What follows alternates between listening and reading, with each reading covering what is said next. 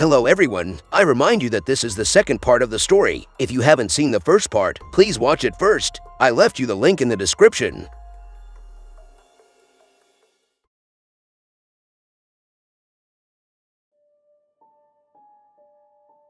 When Edward woke up, he found himself lying on the bathroom floor and there was nobody around. But he was able to remember everything he had seen. The giant shadow and the horrifying creature that was in front of him, his volume was changing and 2 horns had popped up from his head. Edward wondered to himself whether the boy's words had affected him and made him hallucinate. It was definitely a dream, a terrible dream due to the exhaustion that he suffered from all day long, but he started to doubt that again. He got out of the bathroom and went to the office again to sit with Adam, who was holding a toy in his hand. Adam, could you continue telling me about your friend Biggo? At first, I was afraid of him, but when he started to play with me, I wasn't afraid of him anymore. Biggo loves the kids a lot, and he became my only friend. He played with me games nobody can imagine. What games? He was able to crawl on the walls and the ceiling, and when Martin annoyed me, Biggo used to hit him and sting him while he was sleeping. He was also able to set a fire without using matches or a lighter. Until one time when Mom entered the kitchen, he set her on fire.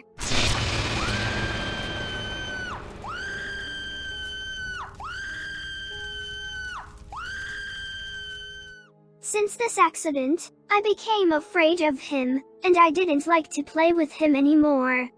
But why did he do such a thing? Aren't you telling me that he is your friend?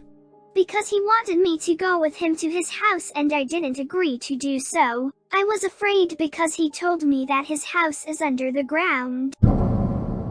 And while Edward was investigating Adam, one of the sergeants came. He said that one of the security guards told him that his colleague was hovering around the house and he was spying on it, trying to hide from everybody, and when the crime took place, the security guard decided to turn him in. The first question that Edward asked was, "Is this person black and tall?" He asked this question hoping that this person had the same description so that the case would be solved. When he saw him, he found that the suspect was black and tall, but he was a normal guy, unlike the creature that Adam described. Edward asked him why he was going around this house many times while the father was absent and when the crime took place. But his answer was very rational. He said that his name was David and that he has been a security guard in this place for 5 years. And he told him that Adam's dad asked him to take care of the house while he was absent, especially after the fires that happened many times, because he was worried about the kids, and when the crime took place, he was at his place of service. Edward spent 1 hour investigating David, and it turned out that he was a kind guy and had nothing to do with the crime. But Edward had to take his precautions, and he ordered the sergeant to hold David till he could finish his investigation with Adam.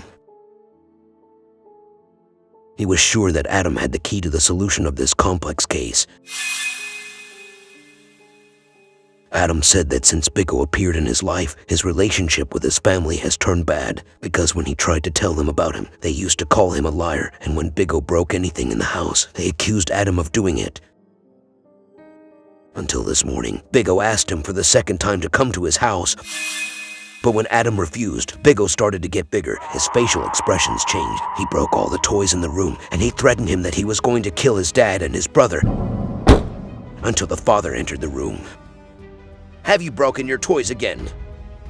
It wasn't me. It was Biggo. "Stop lying. You break your toys and you talk to yourself. Are you crazy?" Dad, I swear to God, it's Biggo. "Where is this piece of shit?" He's right behind you.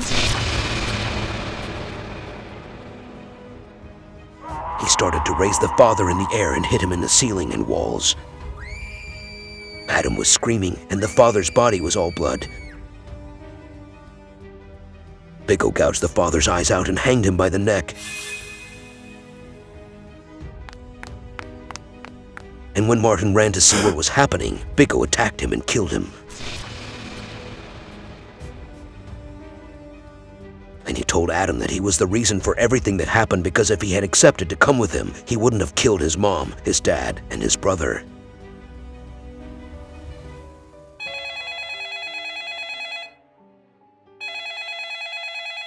It was a call from Mrs. Sharon, his neighbor. She always used to sit with his daughter Sophie when he wasn't home. Mr. Edward, there is some noise in your apartment. What noise? Your daughter Sophie, there is somebody with her in the apartment. I knocked on the door many times, but she didn't open the door. Can I use the key that you left with me to enter? You certainly can. You don't need to ask. And please stay on the line with me.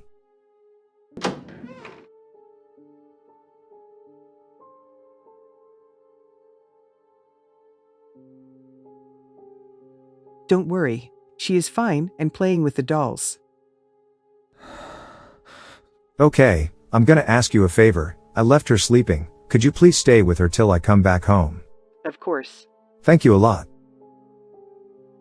Adam, you're saying that you have seen what happened, and your friend Biggo is the one who has done this to your father and your brother. Yes, I got horrified because of what I saw, and I ran and hid in the closet till you came and opened it. But before that, Bego came to me inside the closet and told me that there was someone coming to you now to get you out of here. Tell him that his daughter would be my new friend. He must be with her now. Edward got up and froze in his place. After he heard these words, he didn't know whether he should believe them or not. Could a child's imagination hit this level? And let this be true, this means that Sophie is in real danger. He ran quickly, leaving the guards, the sergeants, everyone, and everything. He jumped in his car and drove as quickly as he could.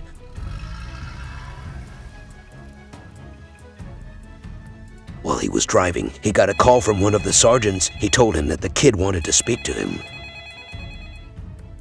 Hi sir, Bego tells you to not get yourself tired. Sophie agreed to come to his house. If she hadn't agreed, he would have done to you what he has done to my father.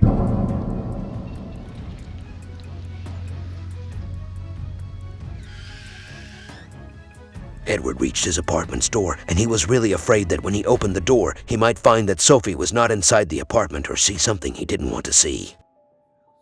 He knocked on his neighbor's door and asked her, Is Sophie with you? No, she slept. She told me that she wanted to sleep then slept, and I checked on her from time to time. He left her and ran to his apartment. The bed was empty and every corner of the house was empty too. The doll that Sophie always liked and hugged while sleeping wasn't there. Just now he was sure that what Adam said was true and that Biggo wasn't some sort of imagination. On the wall, there was a message written with blood. If you want her back, come and bring Adam with you.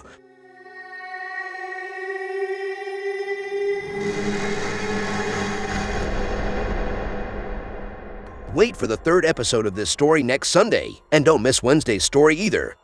Don't forget to subscribe to this channel and become a member of the Midnight Screams family. Also, don't forget to share and like with your family and friends. Oh yes, and if you have a horror story or other terrifying experience, you can send it to subscribersstories2023@gmail.com. It can also be found in the description below. Wait for us every Sunday and Wednesday with a new animated story. Be sure to activate the bell button to receive all the updates. We love you so much, and we hope you have pleasant nightmares.